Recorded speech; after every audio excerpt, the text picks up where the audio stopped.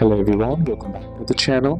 Hope you are doing well and fine, and in today's video I'll be showing you how to scan and pay bills with DNB app. So without wasting any time, let's just jump right on the video and make sure to watch this video till the end and follow the steps as well. In order to use it, first what you need to do is simply head over and open up the DNB app in your mobile and then log in with the bank ID, fingerprint or face ID. Then once done, what you need to do is simply tap on payments or simply tap on pay and then choose scan bill feature or scan factura. This opens the camera to scan the barcode or QR code, and the next step is to scan the barcode by holding your phone over the bill's barcode or QR code, and the app will automatically read the payment info including KID number, account number, amount due, payment due date, and no need to type the KID manually, reducing errors. Then next is to review the payment by verifying that amount, recipient and due date are correct, edit the amount or data date if necessary, and always double check before confirming.